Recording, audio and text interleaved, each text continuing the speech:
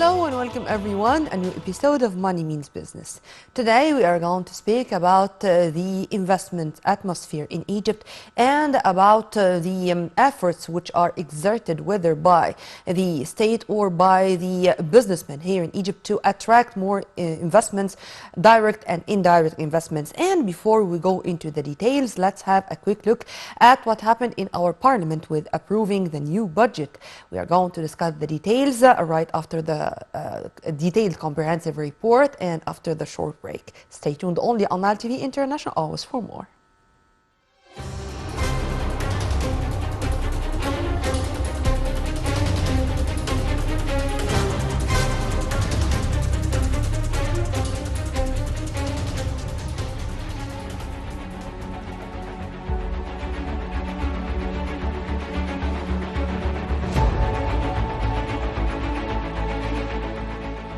During its meeting last Wednesday, the Council of Ministers approved the draft budget for the next fiscal year 2023 and 2024, which reduced growth targets to 4.1% compared to 5% announced a few days ago.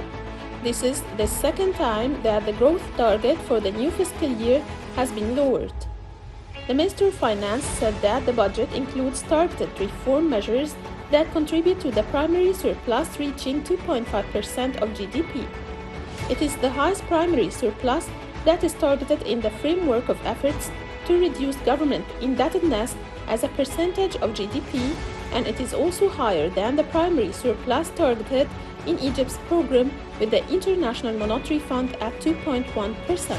The Ministry of Finance expected that the inflation rate for the next fiscal year would average 16%. Egypt raised its expectations for revenue growth from the figures it announced a few days ago to achieve a growth of 38.4% instead of 31% announced at the time, supported by an increase in tax revenues of 28%. The Minister of Finance said that the budget for the new fiscal year indicates a growth in allocations for support, grants and social benefits by 28.2%.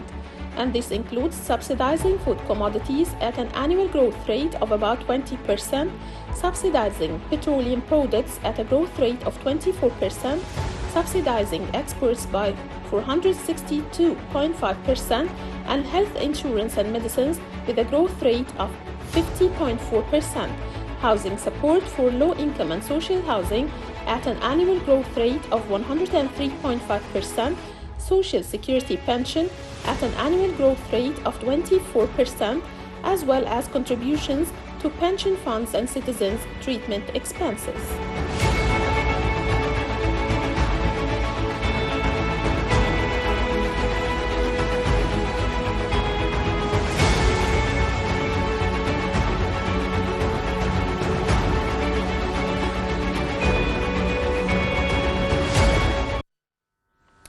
Welcome back.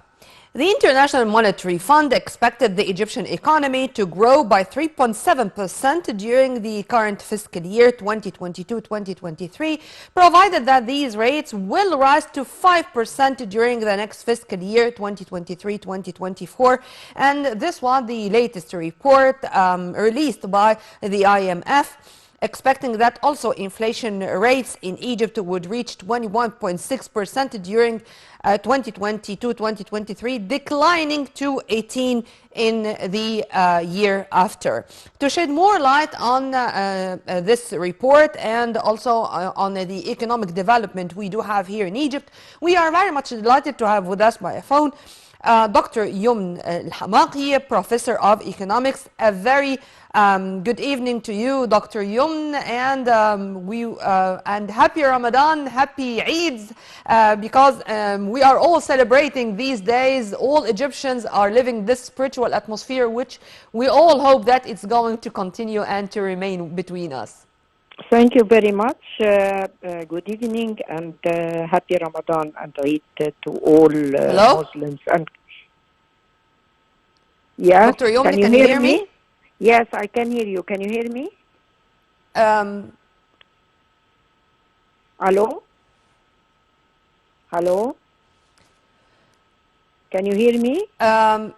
Ma'am, Dr. Yomn, if you can hear me, I was speaking about the latest report released by the IMF regarding the Egyptian economy, expecting the Egyptian economy to grow by 3.7% during the current fiscal year, provided that this will rise also to 5% during the year after. How do you see this report released by the IMF and generally the reports released by international economic organizations regarding the Egyptian economy?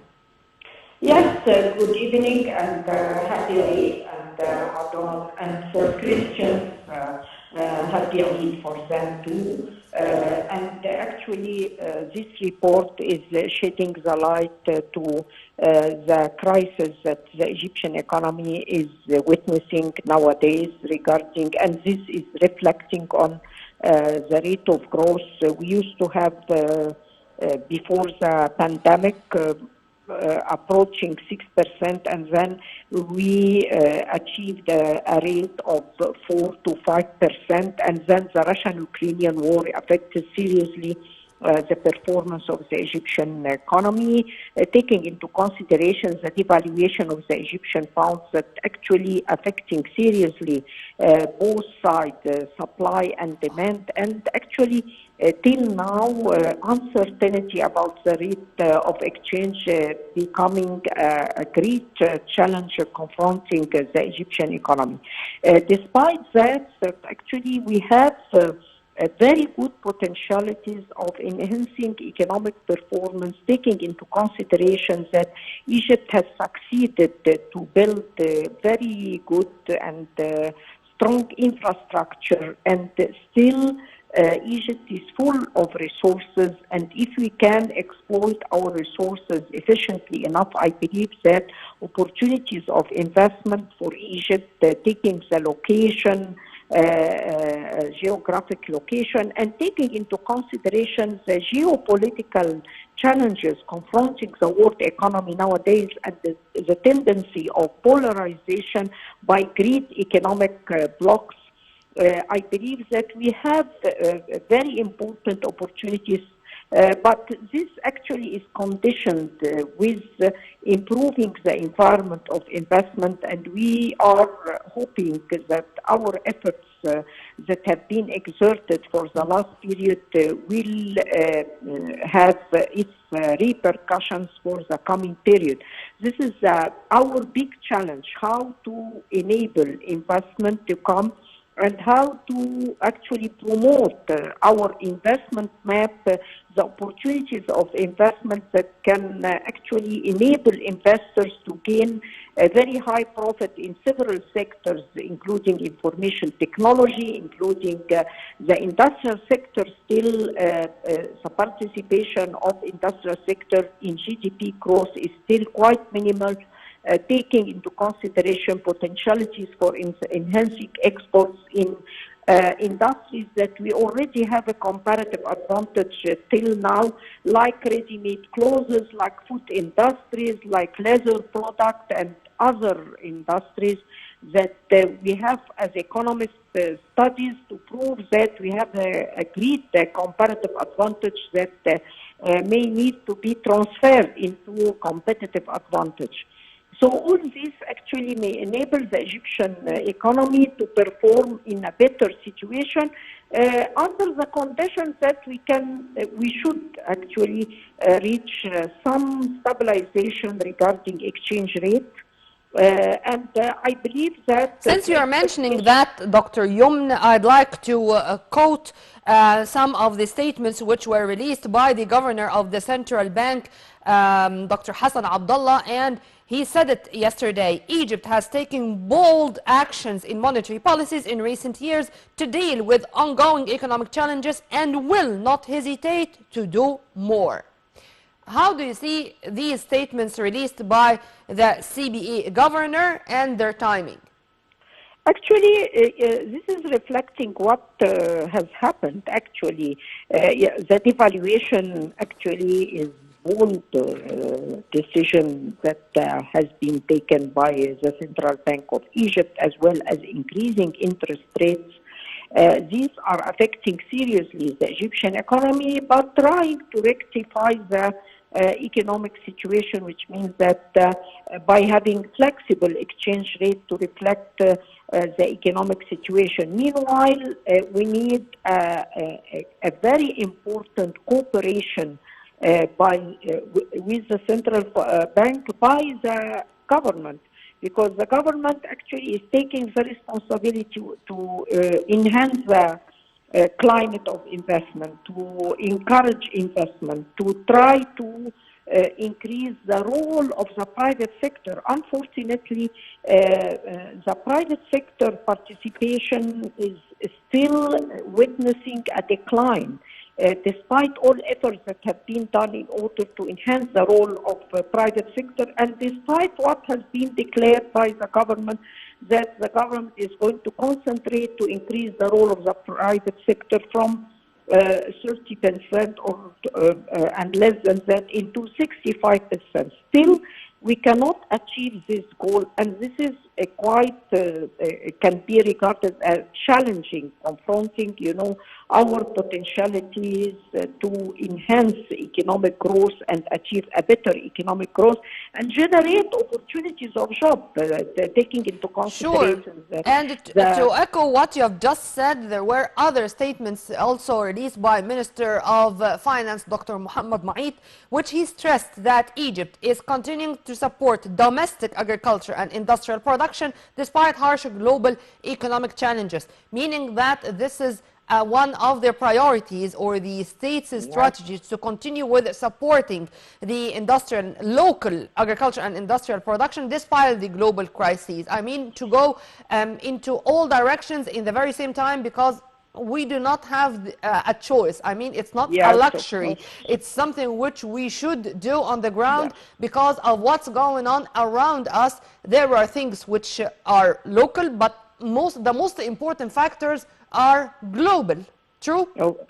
Of course, indeed. But despite actually that we are witnessing severe challenges on the global level, but still actually we need to enhance our efficiency to exploit our resources. Still, we have challenges regarding the management of our resources. Like what has been declared by the Minister of Finance, we have very good potentialities in the agriculture as well as the industrial sector, together with information technology. Egypt witnessed a great advancement in information technology, and the rate of participation of this sector in the economy has increased substantially, and the rate of growth has increased substantially of this sector. But still, it's not reflected on the real economy as generating opportunities, more opportunities of job and more GDP growth.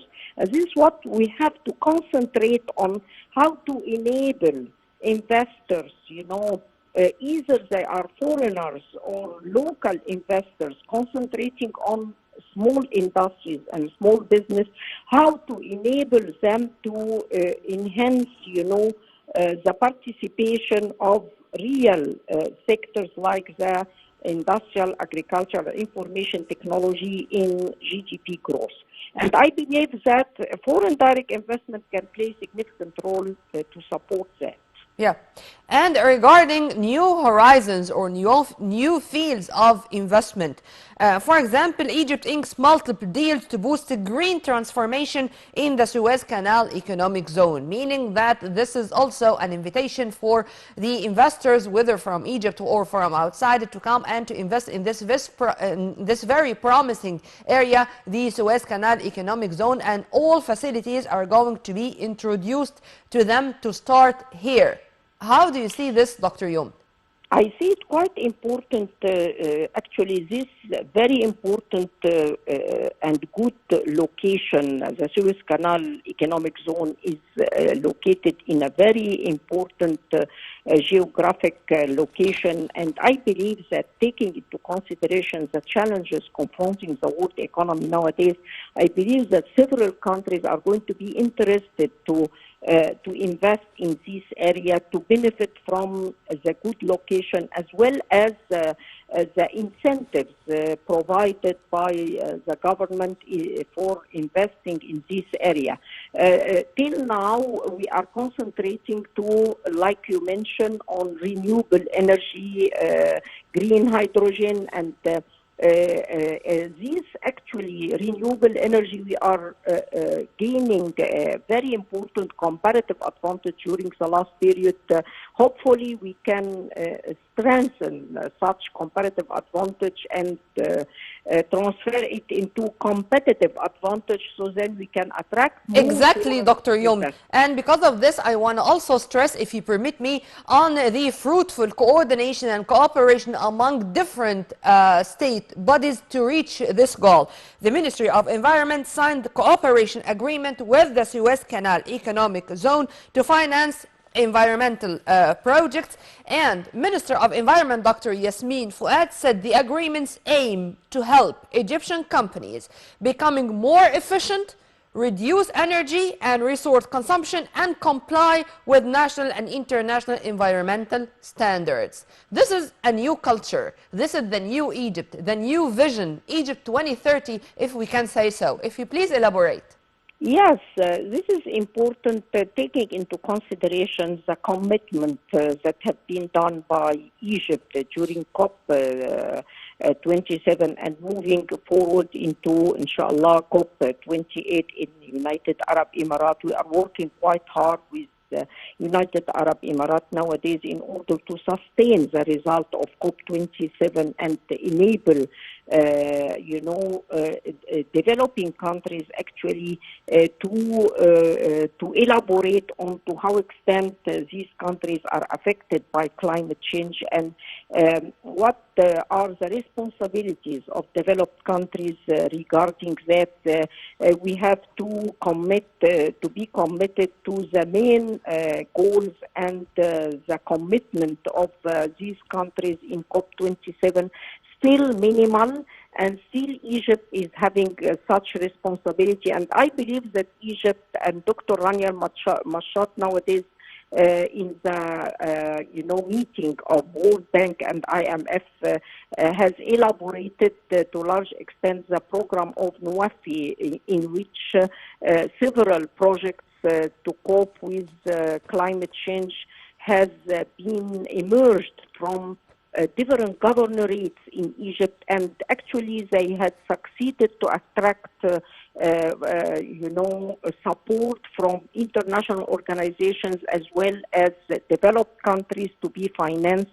And I believe this can be a model to be, a successful model that can be replicated in other African countries. Amen to that. Very well said, Dr. Yomn. We were very much delighted to have with us via phone Dr. Yomn Hamaqy, Professor of Economics. Thank you very much for your input and have a very good night. Well, let's go now to watch this detailed comprehensive report about IBDA, or START, one of the initiatives we have to support the new entrepreneurs, the new startups, and to facilitate all the procedures in front of the companies or factories working on the ground. And it was launched exactly a year ago and achieved a lot of successes during the past 12 months, right after their